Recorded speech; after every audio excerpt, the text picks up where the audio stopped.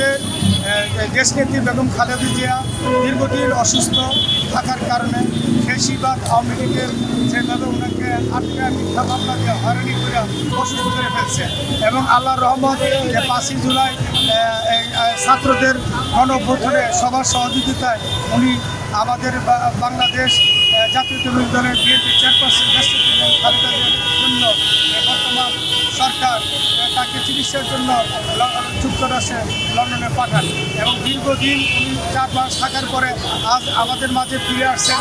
এই যে আমরা দেশনেত্রী বেগম খালেদা জিয়াকে আমরা জিসাসের কেন্দ্রীয় কমিটির পক্ষ থেকে অনেক অনেক ধন্যবাদ জানাই। জানেন দীর্ঘ প্রায় 17 বছর এই ফ্যাসিস্ট সরকারের আমলে দেশনেত্রী বেগম খালেদা জিয়াকে বিনা কারণে বিনা দোষে ওনাকে প্রায় 7 বছর অধিক সময় জেলখানায় রেখে দিয়েছিল। অসুস্থ অবস্থায় জীবনের সাথে যুদ্ধ করে মহান আল্লাহ তাআলার রহমতে উনি বেঁচেছিল।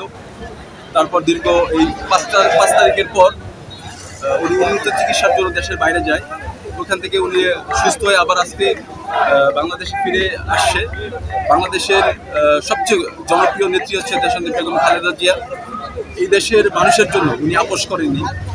ওনাকে বলা হয়েছিল আমাদের দুঃশাসনের আমলে যে যখন উনি জেলখানায় ছিল উনি দেশের বাইরে চলে যেত, কিন্তু উনি দেশের বাইরে যায়নি কেন? এই দেশের মানুষের কথা চিন্তা করে। কারণ উনি যদি এই দেশ থেকে ছেড়ে চলে যেত আজকে আমাদের এই বিএনপি দলটা থাকতো না। উনি এই অত্যাচার নির্যাতন সহ্য করেছে শুধু এই বাংলাদেশের মানুষের কথা চিন্তা করে। ইনশাল্লাহ দেশনেত্রী বেগম খালেদা জিয়া সুস্থ হয়ে যেহেতু দেশে ফিরেছে, আমরা আশা করব আগামী দিনের ভবিষ্যৎ রাষ্ট্রনায়ক উনি হবে। দেশকে নেতৃত্ব দিয়ে দেশকে আবার সুন্দর একটা কাঠামোতে উনি নিয়ে যাবেন।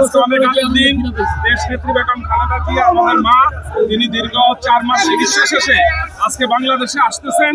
আজকে আমাদের ভিতরে আনন্দ উচ্ছ্বাস এবং শুধু আমরা না, আমাদের সাথে সমগ্র দেশবাসী আজকে আনন্দিত উচ্ছ্বসিত। সবাই আজকে দীর্ঘদিন পর সুস্থ দেশে আসতেছে, এটাই আমাদের অনেক খুশি। আমরা 5 তারিখের পরে আজকে আমরা আনন্দিত। আজকে আমরা আনন্দিত, আজকে ঈদের আনন্দ আমরা পাচ্ছি, কারণ আজকে আমাদের 17 বছর পর আমাদের যে দলের যে আগামী যে চেয়ারম্যান হবে আমাদের সকলের প্রিয় নেত্রী মাতৃভূমিতে আমরা ঢাকা মহানগর থেকে প্রত্যেকটা আমরা অবস্থান করছি। আসলে আমরা জানি বর্তমান দক্ষিণ এশিয়ায় জীবিত মানুষের মধ্যে বেগম খালেদা জিয়ার চেয়ে আর জনপ্রিয় মানুষ দক্ষিণ এশিয়াতে আছে।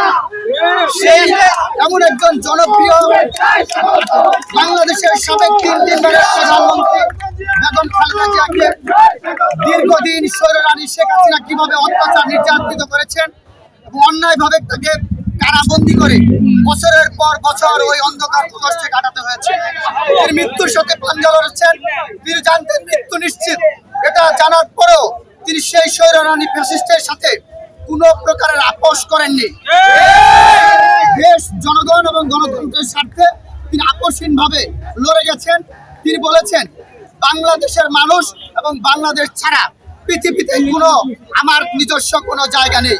তাই তিনি এদেশের মানুষের জন্য, এদেশের জন্য সকল অত্যাচার নির্যাতন সহ্য করে হলেও শেখ হাসিনার ফ্যাসিস্টের সাথে আঘাত না করে, আপোষ না করে এদেশে অবস্থান করেছিলেন।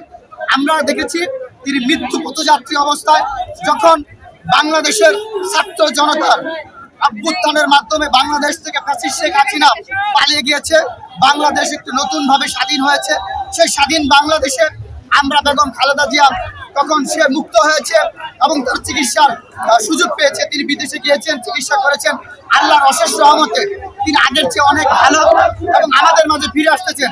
আমরা বিশ্বাস করি বেগম খালেদা জিয়া বাংলাদেশে আসার পর এদেশে আবার গণতন্ত্র মুক্তির জন্য, এদেশের মানুষের, সাধারণ মানুষের গণতান্ত্রিক অধিকার, ভোটাধিকার রক্ষার জন্য রাজপথে আবার দীর্ঘভাবে আন্দোলন সংগ্রামে যাব, যাতে বাংলাদেশের মানুষ তাদের সাথে অধিকার ফিরে পায়।